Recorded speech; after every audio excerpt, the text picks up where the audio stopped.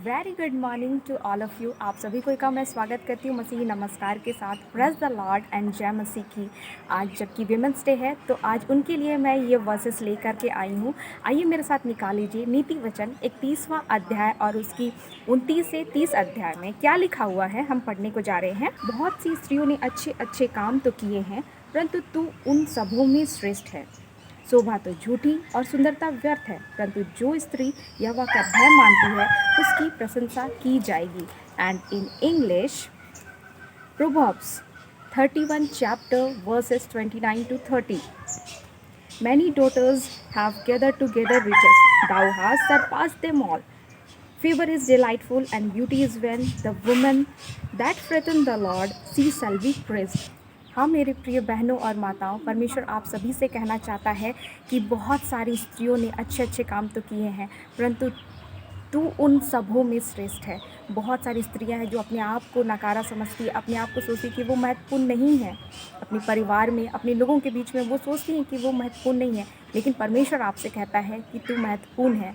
परमेश्वर के लिए आप बहुत ही श्रेष्ठ हैं, क्योंकि हमेशा परमेश्वर अपनी सृष्टि को श्रेष्ठ मानता है। तो हम कभी भी अपने आप को निराशा में ना डालें, क्योंकि परमेश्वर आपसे प्रेम करता है। जैसा कि आप बाइबल में पढ़ सकते हैं एस्थर की कहानी को, कि उसने अपनी प्रार्थनाओं के द्वारा अपनी पूरी जाति को बचाया।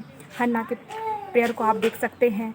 आप रूथ की चैप्टर को आप पढ़ करके, उसकी स्टोरी को पढ़ करके आप जान सकते हैं कि परमेश्वर स्त्रियों पर भी बहुत सारी कृपाओं को करता है। तो आप अपने जीवन को ऐसे व्यर्थ में ना जाने दें, अपनी चिंताओं में आप ना फंसे हुए रहें, क्योंकि परमेश्वर आपके लिए चिंता करने वाला है और कहता है कि शोभा और सुंदरता तो व्यर्थ है। बहुत सारी स्त्रियां हैं जो सोचती हैं कि मैं सुंदर नहीं हूँ, मेरा जीना व्यर्थ है, लेकिन परमेश्वर आज आपसे कहना चाहता है कि तू मेरे लिए सबसे सुंदर और सबसे श्रेष्ठ है। हाँ मेरी प्रिय बहन, परमेश्वर आपसे चाहता है कि आप उसका भय माने, तब आप परमेश्वर में और भी अधिक फलवंत और भी अधिक बलशाली बनेंगी। और परमेश्वर आपसे चाहता है कि हमेशा आप परमेश्वर के वचन पर दृढ़ रहें अपनी प्रार्थनाओं के द्वारा। जैसा कि एस्थर ने उपवास प्रार्थना किया था अपनी पूरी जातियों को बचाने के लिए, उसी तरह आप भी अपने लोगों के लिए उपवास कीजिए, प्रार्थनाएं कीजिए। परमेश्वर आपकी प्रेयर्स को बहुत जल्दी सुनेगा।